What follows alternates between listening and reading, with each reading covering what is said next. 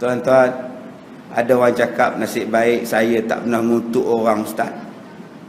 Nasib baik saya tak pernah ngutuk orang, ustaz. Memang abang tak pernah ngutuk orang daripada lidah, tapi abang ngutuk orang daripada tangan, daripada jari. Banyak ngutuk. Buka Facebook, komen lahanat punya manusia.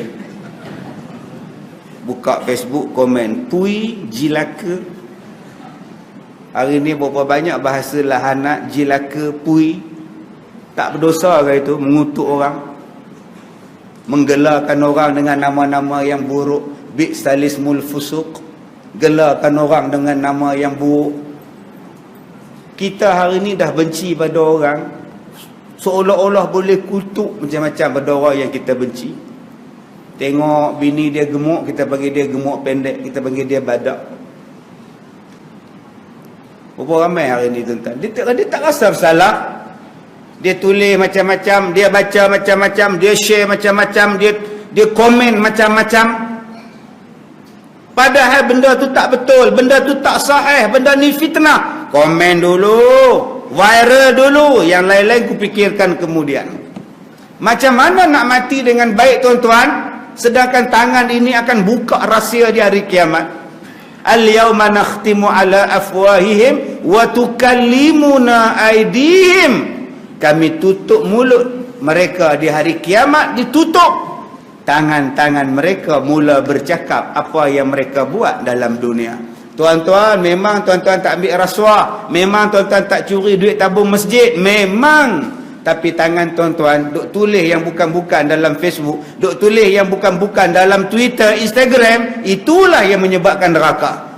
Beruntunglah tuan-tuan yang tak ada Facebook. Saya ucap tahniah pada tuan-tuan yang tak ada Instagram, Twitter dan sebagainya. Tahniah, tuan-tuan sangat kurang dosa. Bagus. Dan tuan-tuan jangan cakap aku ketinggalan Facebook, aku tak ada. Lantaklah tak ada, tuan-tuan. Sebab itu saya cakap pada tuan-tuan tadi, kita kena rancang kematian kita. Bukan rancang kematian ini ialah bunuh diri, bukan. Rancang supaya mati kita jadi baik. Tuan-tuan tak teringinkan mati dalam keadaan husnul khatimah? Ada orang mati sedang sujud, tengah-tengah sujud mati, subhanallah. Ada yang baca khutbah, duduk di antara dua khutbah, elok nak bangun, mati. Ada yang jadi imam, tengah baca tahiyat akhir, meninggal, mati. Ada orang yang dia adalah orang yang paling balik lewat sekali, tutup tingkap, tutup lampu, tutup segala, kipas dia tutup. Akhirnya dia tutup pintu masjid. Pada waktu itulah dia tergelincir, jatuh, tuan-tuan, pecah belakang ni, meninggal waktu keluar daripada masjid. Tuan-tuan tak teringinkah mati hari Jumaat, malam Jumaat? Tuan-tuan tak teringinkah mati ni berpeluh di dahi ni? Mayat kita, orang tengok peluh di dahi. Kita tak tahu peluh di dahi, tapi orang nampak. Bila orang ziarah mayat kita, ya Allah, dahi dia berpeluh, alhamdulillah. Kenapa tu imam dahi berpeluh? Dahi berpeluh kepada mayat itu tandanya mayat itu mati dalam keadaan yang baik. Jangan abang-abang bila mak mati, ayah mati, besok pergi ambil spray pula. Dia spraynya mayat bapak, biar nampak berpeluh, kata dia. Kalau otak kamu ingat boleh spray-spray ke? Ya Allah. Kalau saya cakap tadi, kita boleh mati dalam keadaan yang baik, mati dalam keadaan tidak putus silaturahim, mati dalam keadaan menyambung silaturahim, mati dalam keadaan bersedekah, mati dalam keadaan menjadi ahli masjid, mati dalam keadaan sentiasa menunaikan ibadah, tak pernah tinggal kewajipan. Orang ini insya-Allah matinya berpeluang mati dalam keadaan yang baik. Sebab ada orang tanya saya, Ustaz, mati hari Jumaat ni lepas siksa kubur ke, Ustaz? InsyaAllah lah, lepas lah. Tapi kawan saya tu semayang pun tidak, Ustaz. Habis tu hari Jumaat mati, pagi Jumaat pukul 8. Yalah, apa masalah? Ya, dia semayang tidak, puasa tidak, apa pun tidak, Ustaz. Mati Jumaat. Aduh. Yalah, apa masalahnya? Masalah saya, Ustaz, imam saya meninggal hari Rabu. Yang semayang pula hari Rabu, yang tak semayang hari Jumaat. Apa cerita Ustaz? Saya jawab, Nabi Muhammad pun wafat hari Isnin. Ada masalah? Ada masalah. Rasulullah wafat hari Isnin. Ada masalah? Tak ada pun. Matilah hari apa pun, kamu akan lepas siksa kubur kalau kamu orang baik. Cuma kelebihan Jumaat itu sahaja. Subhanallah. Jadi tuan-tuan, jom kita rancang supaya mati dalam baik. Kita rancang supaya mati dalam keadaan husnul khatimah. Apa dia? Hutang bayar. Bayar hutang. Yang mana ada buku 35 tu, clear elok. Ikan tak bayar, duit sayur tak bayar. Bayar. Hutang. Hutang pada mak, hutang pada isteri, bayar. Hutang pada jiran. Umrah boleh pergi, jiran sebelah hutang 200 tak bayar. Macam mana nak mati baik? 5 beranak pergi umrah. Jemput pula jiran yang dia hutang tu. Jemputlah buat kenduri sikit. Kata dia, nak ke mana? Umrah. Kata dia.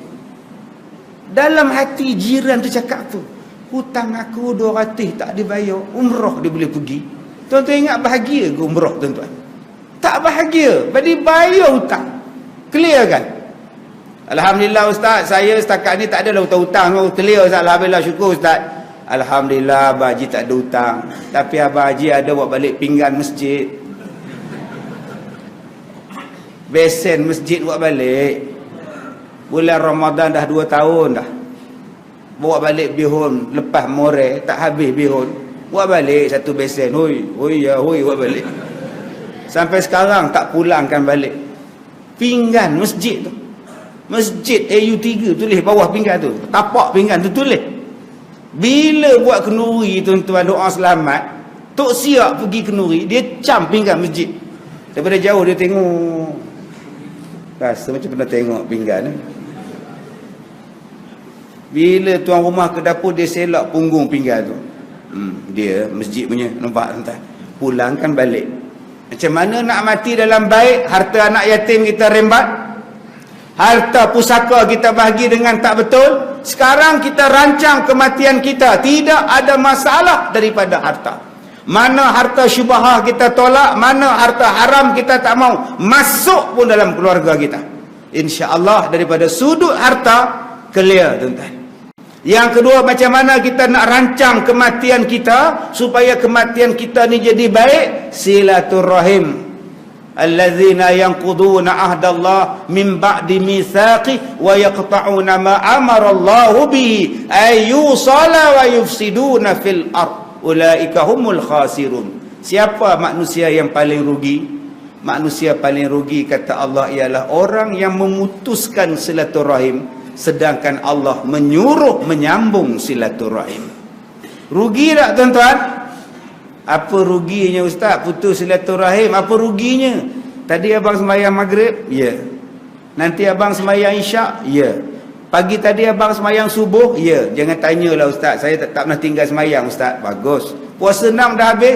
Saya seminggu lepas raya dah habis Ustaz.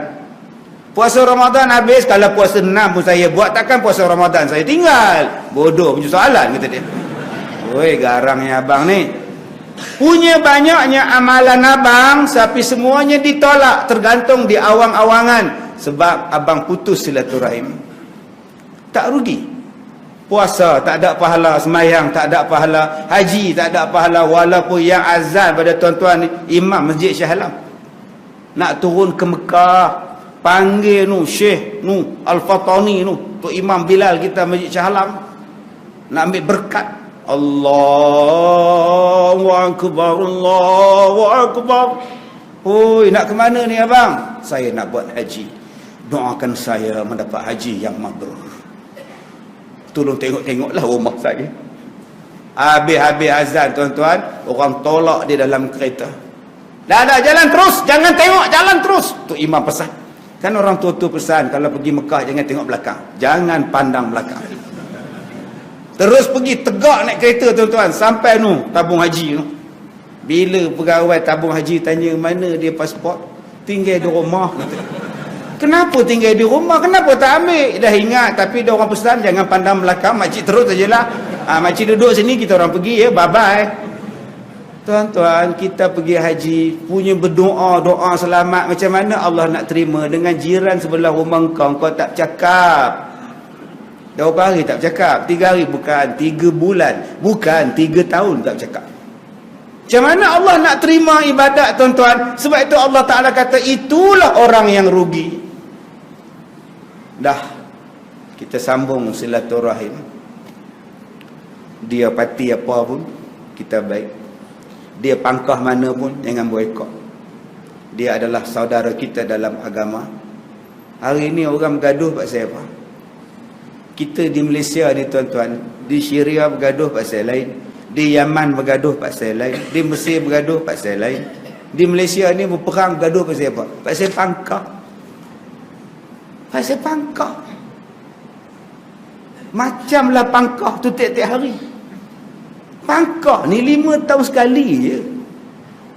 Cek balik. Tapi bergaduhnya 1 hari 24 jam selama setahun. Selama 5 tahun. Hanya nak nunggu pangkah. Bergaduh siang malam. Cukuplah kita bergaduh 1 hari je waktu mengundi. Lepas tu baik balik. Ini pergi masjid bergaduh pasal parti. Duk di pejabat bergaduh pasal parti. Dalam Facebook bergaduh pasal parti. Pi duk kedai kopi bergaduh pasal parti. Siapa suruh? Sampai kita berpecah belah dalam masjid, berpecah belah dalam satu taman. Siapa suruh? Nanti datang pilihan raya, kau pangkah lah. Sekarang biar yang pangkah tu Ultraman sudah. Gini dia pangkah, biar dia seorang. Yang kita saling pangkah memangkah tu buat apa? Buat apa, tuan-tuan? Sampai bermasam muka, kutuk mengutuk, perli memerli. Allah tak bagi, tuan-tuan. Wala tadabaru, kan Allah pesan. Wala tahasadu, wala tajassasu, wala tabaghadu, wala tadabaru. Nabi pesan tu, jangan hasad menghasad, jangan dengki mendengki. Jangan saling marah memarah, jangan saling benci membenci. Jangan boikot memboikot. Wala tadabaru, jangan boikot memboikot. Belakang membelakang, jangan. Masuk dalam masjid, tengok-tengok tu imam jadi imam. Siapa imam? Haji Dola. Aku balik. Balik sembahyang Jumaat. Orang nak sembahyang Jumaat, aku balik. Malah, orang nak sembahyang ni. Balik. Sembahyang di rumah. Boleh ke sembahyang di rumah? Tuhan pun faham masalah aku. Sudah. Dia ingat Tuhan tu pak menakan dia kot, tuan-tuan. Sembahyang Jumaat di rumah, tuan-tuan bayangkan. Apa kejadahnya, tuan-tuan?